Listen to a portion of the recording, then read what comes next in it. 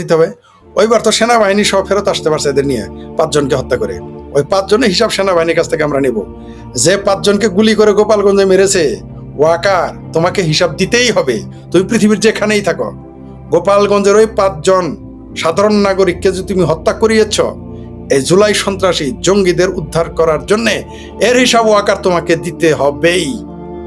তুমি পৃথিবীর যেখানেই থাকো, তুমি আমেরিকায় পালাও আর যেখানেই পালাও, তোমার সে বড় বড় খেরু 2007-8 খেরুরা কিন্তু পালাতো, কাউরে আর কিন্তু খুঁজে পাওয়া যায় না। তোমাকে এরকম পালায় থাকতে হবে। আমরা জানি ইতিহাস, আমরা ইতিহাস পড়ি, আমরা জানি ইতিহাস কাউকে ক্ষমা করে না। ইতিহাস ঘুরে ফিরে আসবে। তুমি এখন বহু ক্ষমতা ধরতে পারো, তোমার পিছনে ওয়াকার আমেরিকা আছে, তুরস্ক আছে, পাকিস্তান আছে। যেদিন থাকবে না সেদিন তোমার কি পরিণত হবে একবার কি ভেবেছো মিস্টার ওয়াকার? বুঝতে পারো এটা তোমার ওই যে উস্তাদ মইনুল আহমেদের সরকারদের জিজ্ঞেস করো তারা কে কোথায় এখন খুঁজে পাওয়া যায়, তাদের এখন হারগিন দিয়ে খুঁজে পাওয়া যায় না, পাওয়া যাবে না তেমনি ওয়াকার তোমাকে। তো ওই 5 জনের হিসাব গোপালগঞ্জে যে গুলি করে মেরেছে এই জুলাই জঙ্গিদের প্রোটেকশন দিতে গিয়ে, সেই হিসাবে আমরা নিব। এইবার কিন্তু পাঠায় নাই, কেন জানেন? কারণ এইবার গেলে হয় 10 জন 15 জন 20 জন মারা যাবে, সাধারণ নাগরিক মরে যেত, অথবা আর্মিদের বেঁধে গাছের সাথে বেঁধে রাখতো পাবলিক। এই ভাবির পোলাদের তো হিসেবেই নাই, এদের পেটে পাড়াতে গোবের করে দিত। সেই জন্যই সেনাবাহিনী তাদের অনুমতি দেয় নাই যে ওই দিকে তোমার গোপালগঞ্জ যাও। বুঝতে পারছেন তো জনতার শক্তি? ওই যে 5 জন যে গোপালগঞ্জে জীবন দিয়েছে, ওই রক্তের দেওয়ার কারণে এরা যেতে সাহস পায়। রক্তের কোনোদিনই পৃথা দেয় না। তার প্রমাণ গোপালগঞ্জ এখন স্বাধীনতা অর্জন করেছেন। আর 64-63 জেলা এখন আমাদের স্বাধীন করতে হবে, ভয়ের কিছুই নেই। যে দেখি তারপরে একটু খবর দেখি, ভারতের অন্যান্য খবর আপনাদের শোনাবো, আসতেছি। সবচেয়ে বিপজ্জনক খবর, একটু আগে তো বললাম যে 5 বছরের ক্লাস 5-এর ছাত্র আত্মহত্যা করেছে, বিষ খেয়েছে, বিষ পান প্রেমে। এই যে দেখেন রাজধানীতে 2 বছরের শিশুকে ধর্ষণ, এটা কোনো কথা? মানুষের রুচি, মানে এরাই নাকি আবার তৌহিদি জনতা। সেই জন্যই বলি যে যারা ধার্মিক, পৃথিবীর এমন কোনো পাপ নাই তারা করে নাই। কিন্তু দোষ দিবে নাস্তিকের, দোষ দিবে খ্রিস্টানের, দোষ দিবে ইহুদির। কালকে আমাদের সরিষাবাড়ি জামালপুরের একটা নিউজ দেখলাম, আমাদের লোকাল সাংবাদিকেরা তাদের ফেসবুকগুলোতে দিয়েছে যে নিজের মাকে বের করে দিয়েছে ঘর থেকে সম্পত্তি লিখে না দেওয়ার কারণে। তার মা এরকম করে কোরআন শরীফ বুকে নিয়ে সে বেরিয়ে চলে আসছে। মা একে চাপ দিয়েছে। এটা আমাদের সরিষাবাড়ি পোগল দিকে নাকি কোন জায়গার ঘটনা, আমাদের জামালপুর সরিষাবাড়ি থানা ঘটনা, মানে আমার সংসদীয় আসনের পোগল দিকে সম্ভবত। সেখান থেকে মাকে বের করে দিয়েছে। কত বড় অন্যায়! অথচ গিয়ে দেখেন সে কিন্তু নামাজও করে, হজও করে, উমরাও করে, করবো। আবার বড় বড় নিয় দেখবেন যে আবার বড় বড় নীতি কথা এরা বলে। বইনের ওয়ারিশ মারবে আর মনে করেন যে উমরা হজ করবে আর হজ করবে। এই হলো আমাদের দেশের মুসলমান তৌহিদি জনতা। ঘুষ খাবে আবার বলবে যে নামাজ পড়তে হবে না। সুদ খাবে ওটার বড় নামাজ, এতে খাপ করে মসজিদে। আমি নিজের চোখে দেখেছি সুদখোর বাংলাদেশের আমাদের সরিষাবাড়িতে আমি দেখেছি, কয়েক মসজিদে দেখেছি যে সুদখোর যে এতে খাবে বসে হাসতে হাসতে মরি আমি। লজ্জাও নাই এই দেশের মুসলমানদের, চোখে দেখা। ওরা বলবো না তুই তো সুদ খাস, তুই এতে খাপ করিস কেন, সুদটাকে স্যার, এটা বলার কেউ ছিল না। কারণ ইট মুসলমান বলে তো ভয় পায়। যাই হোক, কত বড় বেহায়া যে 2 বছরের শিশুকে ধর্ষণ করে, ভাবা যায়?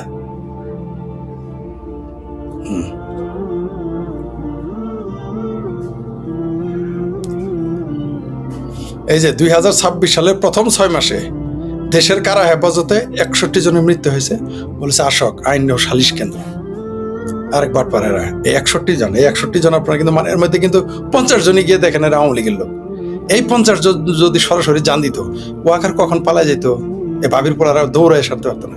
জান আপনাকে কিন্তু রক্ত দিতেই হবে। 71-এ 30 লক্ষ মানুষ মারা গেছে। ইয়ার কি মনে করেন না স্বাধীনতা এমনি আসে না? 75 বছর যাবৎ বেলুচিস্তানিরা যুদ্ধ করে চলতেছে, রক্ত দিয়েই চলছে, এখন স্বাধীনতা পায় নাই। রক্ত আপনাকে দিতেই হবে, মুখোমুখি হতেই হবে। মজার বিষয় হলো বান্দরবানের সব পর্যটন কেন্দ্রে সর্বসাধারণের প্রবেশ নিষিদ্ধ ঘোষণা। কেন ভাই? এখন না জুলাই আন্দোলন করে তোমরা দেশ নয়া বন্দোবস্তে আনছো স্বাধীন, এখন তারা বেশি বেশি ঘুরবা, বন্ধ কেন? কেন সর্বসাধারণ পর্যটন কেন্দ্রে কেন ভ্রমণ নিষিদ্ধ করবা? তাহলে বুঝতে পারছেন তো আইন শৃঙ্খলা পরিস্থিতি কোন দিকে যাচ্ছে। তালমে কুছ তো কালা হায়।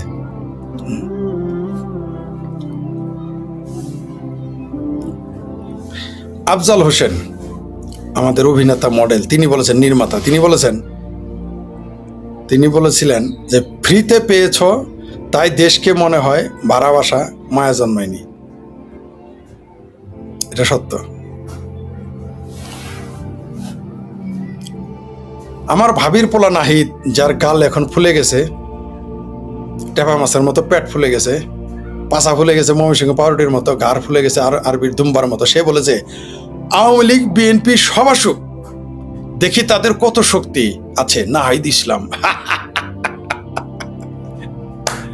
হাতি ঘোড়া গেল তল, মশা বলে কত জল। ভাবির পোলা আমার নাহিদ, এই ভাবির পোলা নাহিদ বলছে আওয়ামী লীগ বিএনপি সব আসুক, দেখিয়া তাদের কত শক্তি আছে।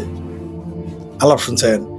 আওয়ামী লীগ বিএনপির একটা ওয়ার্ড কমিটির পোলাপান যদি এতে দাব রান্না শুরু করে সারা দেশে থাকতে পারবে।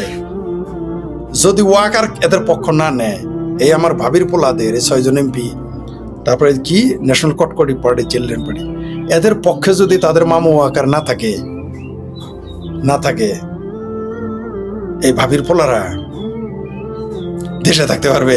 একটা ওয়ার্ড কমিটির, বাংলাদেশের যে কোনো ওয়ার্ড কমিটির আওয়ামী লীগ বা বিএনপির দাবরানি তারা সারা দেশে থাকতে পারবে। এরা আবার বলে শুধু আওয়ামী লীগ না বিএনপি সহ আসুক। মানে এগুলো কি যে বলে আমার ভাবির পোলারা, আমি নিজেও বুঝি না।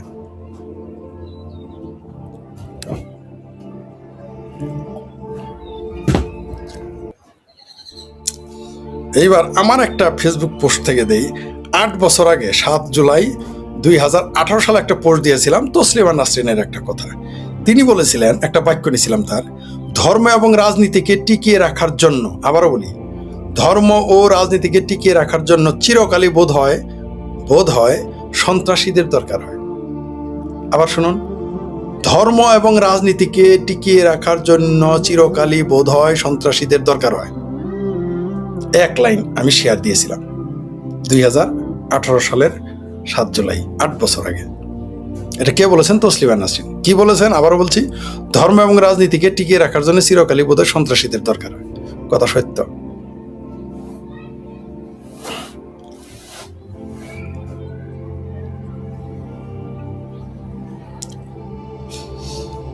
এই যে আসিফ মাহমুদ সজীব ভুঁইয়া, আমার আরেক ভাবির পোলা, তাকে নিয়ে তার সহপাঠী, তার ক্লাসমেটস বলেছে যে ও তো বলছিল যে লেগুনা চালাবে, ও বলছে যে কোনো রকম পাস করে লেগুনা চালাইতে হবে বোধ হয়।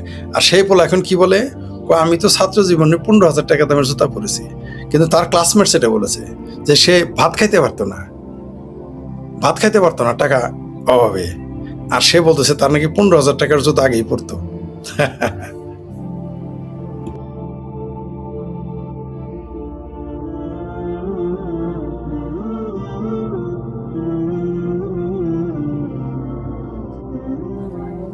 আরেকজন নেতা আছেন,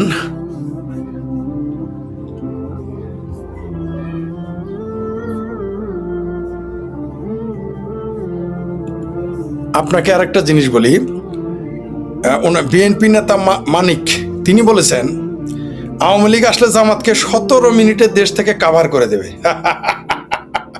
কি আমি বলি না এগুলো? আমি যদি বলতাম তাহলে কি বলে, 17 মিনিট না হোক 17 দিন, 17 দিন না হোক 170 দিন, 17 দিনে, 17 মিনিটে হয়তো হবে না, কিন্তু 17 দিনে আগামীতে মুক্তিযুদ্ধের পক্ষের মানুষ ক্ষমতায় আসলে 17 দিনে জামাত কভার হয়ে যাবে। সর্বোচ্চ হয় জামাত বাংলাদেশে থাকতে পারবে না। লিখে রাখেন, এমনকি লুঙ্গির তলায় আসবে, আমরা থাকতে দিব না। আওয়ামী লীগ যদি আগামীতে মনে করে লুঙ্গির তলায় বাইসতে হয়, জামাই হয়, মেয়ের জামাই, তারপরে কি উকিল জামাই, ওইগুলো পিরিতি চলবে না। আমার একজন আছে আমি জানি, ওই যে উকিল শ্বশুর, উকিল মেয়ের জামাই, এইগুলো পিরিতি কিন্তু আর চলবে না। নিজের মেয়ের জামাই রাখা যাবে না, নিজের শ্বশুরেই রাখা যাবে না। আমরা ঘুম হারাম করে দিব যদি কোনো আওয়ামী লীগের লোক আগামীতে এই জামাতি হেফাজতি জঙ্গিদের যদি উকিল জামাই, উকিল শ্বশুর, ঠিক আছে, আইতে পোলা, ভাইতে পোলা, ভাইস্তে চাচা, মামা, ভাগ্নে বলে আশ্রয় দেন, আমরা কিন্তু ছাড়বো না। দেখাই দিব জনগণকে, আইন শৃঙ্খলা বাহিনীকে। কোনোভাবে রক্ষা করতে পারবো না। যদি কোনো আওয়ামী লীগের নেতা মনে করে থাকেন আগামীতে অমুকের জায়গা দিবেন, কাজ হবে না। আমরাও জায়গা পাই নাই, আপনাদেরও জায়গা দিতে দিব না, মনে রাখেন। এই কথা ঠিক। এই যে আওয়ামী লীগ আসলে জামাতকে 17 মিনিট দেশ থেকে কাভার করে দিবে, এটা কিন্তু সত্য। একা সোজা করে ফেলবে 17 মিনিটেই। দাড়ি টুপিতে যতই আর থাকো সোনার চান জামাতি হেফাজতিরা, সোজা করে ফেলবে। দাড়ি টাই না, ওই ওই দাড়ি একটা চিমনি দিয়ে টেনে তুলবো এক একটা। ওই যে বলছে না, ওই যে কোন একজন একজন কি এমপি, মহিলা এমপি সংসদে দাঁড়িয়ে বলছে না, শেখ হাসিনাকে ইলেকট্রিক শক দিবে। তাহলে আমি যদি বলি দাড়ি টানি টাইনে ছিড়বে, বলা ভুল হবে, খুব অন্যায় হয়ে যাবে, হবে না।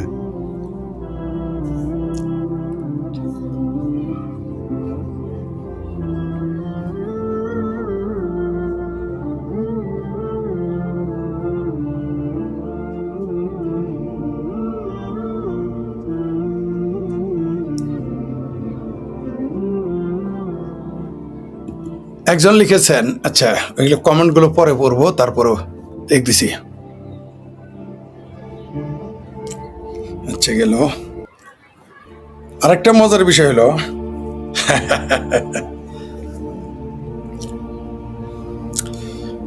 কমিউনিস্ট পার্টির একজন নেতা এবং অধ্যাপক, বাম রাজনীতির থিঙ্ক ট্যাঙ্ক, আসলে তিনি থিঙ্ক ট্যাঙ্ক, এম আকাশ, তিনি বলেছেন গণঅভ্যুত্থানে গিয়ে সাধারণ মানুষ প্রতারিত হয়েছে। এম আকাশ ঢাকা বিশ্ববিদ্যালয়ের তিনি অর্থনীতির অধ্যাপক।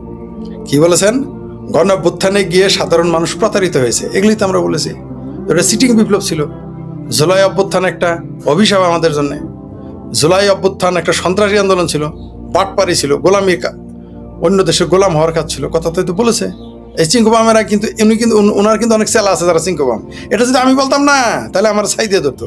যাই হোক, আমি বলে তো দোষ, তাহলে আমি চিঙ্কুবামদের উস্তাদকে নিয়ে আসলাম। গণঅভ্যুত্থানে গিয়ে সাধারণ মানুষ প্রতারিত হয়েছে। মনে হয় কে বলেছে? ঢাকা বিশ্ববিদ্যালয়ের অধ্যাপক অর্থনীতি এম আকাশ বলেছে। তিনি আবার বামপন্থী। চিঙ্কুবামেরা চাই তো না ভাই, তোমার বামপন্থী, আমি বললে তো দোষ হয়ে যাবে। সবচেয়ে একটা একই সাথে হৃদয় বিদারক, একই সাথে অপরাধ, কিন্তু একই সাথে এটাকে আমাদের থমকে দিয়েছে। এটা আমরা কি বলবো? সেটা হলো মায়ের শ্লীলতা হানির প্রতিশোধ নিতে গ্রেপ্তার 4 ভাই। কারণ কি জানেন? সে তাদেরকে মেরে ফেলেছে যে তার মায়ের শ্লীলতা হানি করেছে। কোনো সন্দেহ নাই, কেউ মায়ের শ্লীলতা হানি সহ্য করতে পারে না, সেটা অপরাধ তারা করেছে। আমি আদালতকে বলবো তাদের শাস্তিটা যেন কম দেওয়া হয়, আমি অনুরোধ করব। কারণ মায়ের শ্লীলতা হানি সহ্য করতে পারে না, ওরা বোকা, তাই 4 জন গেছে। আমাদের জামালপুরের লোক হলে বুদ্ধি করে একজনই যাইতো, কারণ 4 ভাই গিয়ে বিপদে পড়তো না। এটা যদি আমার এলাকার ঘটনা হইতো, এরা বেশি আবেগতাড়িত, 4 জনই একেবারে তরুণ, একজনের যাওয়া উচিত ছিল। যে শাস্তি হলে 4 জন যাওয়া ঠিক হয় না, এরা বুদ্ধি কম ছিল। এই যে আমি বলি না, বুদ্ধি আপনাকে এগিয়ে নিয়ে যাবে, কিন্তু আবেগ আপনাকে যুদ্ধে হারাবে। এরা আবেগতাড়িত হয়ে গেছিল। 4 ভাই একসাথে গিয়েছিল, একটা পরিবারে 4 ভাই। 4 ভাইয়ের যদি ফাঁসি হয়ে যায়, আইন অনুযায়ী তাদের ফাঁসি হবে, কারণ তারা পরিকল্পিত হত্যা করছে। কিন্তু আমি বাংলাদেশ আদালতকে বলবো, ক্রিকেটে যেমন ডাউট অফ বেনিফিট দেয়, এরকম এদের একটু বাঁচার সুযোগ করে দিবেন। এদের শাস্তি সর্বনিম্ন করা উচিত, যেটা 4 বছর সম্ভবত, এর উপরে দিয়েন না। কারণ মাকে শ্লীলতা হানি করবে যে সন্তান, সে সন্তান রুখে দাঁড়াবেই, সে সন্তান রুখে দাঁড়াবেই। তাই আদালত, আমি অনুরোধ করব যাতে এই 4 সন্তানকে, আমার চোখে পানি চলে আসছে, বুঝতে পারছেন? কারণ এদের ফাঁসি তো দিতে পারবেনই না আপনি। আমরা দেশ আন্দোলন করব। অনেক সময় আইনের ঊর্ধ্বে থেকেও সিদ্ধান্ত নিতে হয়, কারণ এটা যদি তারা অন্য কোনো হত্যা করতো আমি বলতাম না। এরা মাকে, মায়ের অপমান যে করছে তাকে মেরে ফেলেছে, অবশ্যই সেটা অপরাধ, আইন নিজেরা তুলনা যায় না। কিন্তু কিভাবে বরদাস্ত করবে? আমি আদালতকে অনুরোধ জানাবো করজোরে যে এদের যেন সর্বনিম্ন সাজা দেওয়া হয়, সম্ভবত সর্বনিম্ন সাজা 4 বছরের। জি, এটা আদালতকে আমি অনুরোধ করব। আরেকটা মজার তথ্য দেই। তাই গেল, এই যে জামাতি কর্নেল আছে না, কর্নেল আব্দুল হক রাওয়া, নাকি হাওয়া ক্লাবের যে সভাপতি ছিল। আমি জামাত থেকে নির্বাচনে প্রার্থী হয়েছিলাম, কিন্তু আমি অন্তরে বিএনপি। বুঝতে পারছেন তো? ঢুকে গেল বিএনপিতে। আবার শুনে, জামাত থেকে প্রার্থী, সে আবার অন্তরে বিএনপি কিভাবে হয় ভাই? তার মানে বোঝা গেল অন্তরে বিএনপি হলেও ওইটা জামাতও করে, মানে জামাত বিএনপি যে এক, এটা প্রমাণ পাইছেন তো? আবার আজকে দেখলাম যে কে যেন বক্তব্য দিছে যে আমি এনসিপির এখানে এসেছি, কিন্তু আমি হলাম জামাতের কর্মী। নাকি বলেছে যে এনসিপির কর্মী হলো জামাতকে ভালোবাসে। আরেকজন কালকে বলেছে যে বাবির পোলাদের উপরে কে যেন জর্দার কৌড়া মারছে, সেখানে গিয়ে বলছে। দেখছেন তাদের পাটপাড়িটা? আমি বলেছি না আপনাদের, জামাতের শেষ আশ্রয় বিএনপি, বিএনপির আশ্রয় থেকে জামাতে এত কিছু করে। এই কথাটা কিন্তু বলেছে। দেখেন এই পাটপার আব্দুল হক যে বলেছে, কালকে তাকে নিয়ে ভিডিও করছে, বলেছে যে বিএনপি কোনো লোক যেন ভারতে না যায়, ভিসা না নেয়, চিকিৎসা করতে না যায়, ব্যবসা যেন বন্ধ করে পাকিস্তানের সাথে করে। পাকিস্তানের সাথে আপনি কি ব্যবসা করবেন? পাকিস্তান থেকে কি আমদানি করবেন আপনি? পাকিস্তান কি উৎপাদন করে? পাকিস্তান নিজেই বিকারী রাষ্ট্র। এই হলো আমাদের বাংলাদেশ। দেখেন, আমি জামাত থেকে নির্বাচনে প্রার্থী হয়েছিলাম, কে বলেছে? কর্নেল হক, জামাতি কর্নেল।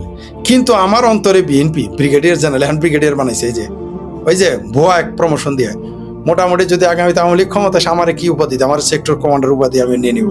কারণ এরা যদি পারে কর্নেল থেকে ব্রিগেডিয়ার হয়ে যেতে পারে চাকরি না করে, তাহলে আমি সেক্টর কমান্ডার